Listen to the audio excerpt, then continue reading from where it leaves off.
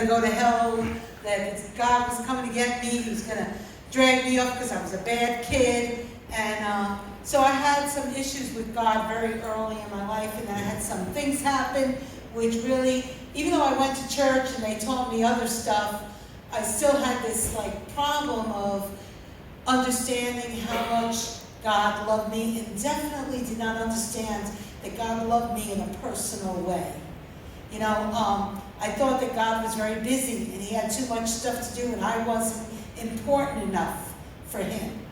And so, things happened in my life. I ended up using drugs.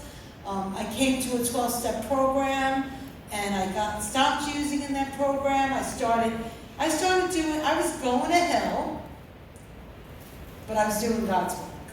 And if everybody could understand that, I don't know if anybody can understand. See, because when you're doing service, and I'm doing H&I, and sponsoring people, and making coffee for people, that's what God wants us to do. He wants us to love on one another. So I was loving other people, but I was still going to hell. You know why? Because I had not accepted Jesus into my heart. Because I did not confess that he was Lord. And through a series of events, I got to meet Pastor Raymond in 2006, and we started talking and dialoguing, and he invited me to a retreat, and they said, what's keeping you from accepting the Lord? And I said, I don't know, I'm not ready yet, whatever that meant at the time. He goes, well, what are you ready to do? I said, well, I can come to church every week, because I know how to show up for stuff. So he said, okay, good, come to church every week. And he was preaching on Nehemiah. We only had one church at that point. The movement was still in the beginnings of it. And one day my heart was pierced by the word of the Lord. And he used Pastor Raymond to pierce my heart and to let me know that I was loved by him. But the only way for me to get to heaven was to accept Jesus as my Lord and Savior. And that day I raised my hand and I said the sinner's prayer. And, my life hasn't been the same since then. I'm a kind of person that I chase everything. I'm a go-getter. And I started chasing Jesus just like I chased the drugs, just like I chased my recovery. I chased Jesus. Amen. I started going, Louise will tell you, right? Bible studies, New York School of the Bible. We did 3 years of UrbanCat together. I became part of the movement. We planted a church in Staten Island.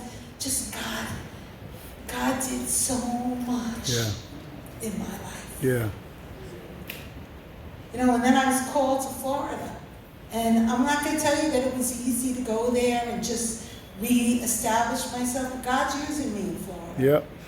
I'm doing a ministry in Miami, and part of that ministry is a relapse prevention ministry. Amen. People that are in homeless shelters, that are using drugs, they come on their own to that church, and we love on them. We not only tell them how to stop using drugs, we tell them Jesus loves them. Yes. That they can come home. Yes. The church welcomes them. And then we have a 12-step Christian ministry afterwards, where people who know Jesus and know the Recovery Bible, they come and they share about what their recovery means and what Jesus means to them every week.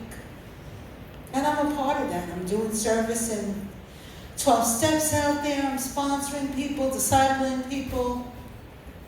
God just is working in my life. Amen. But I just want you all to know that I need your prayers. Yeah.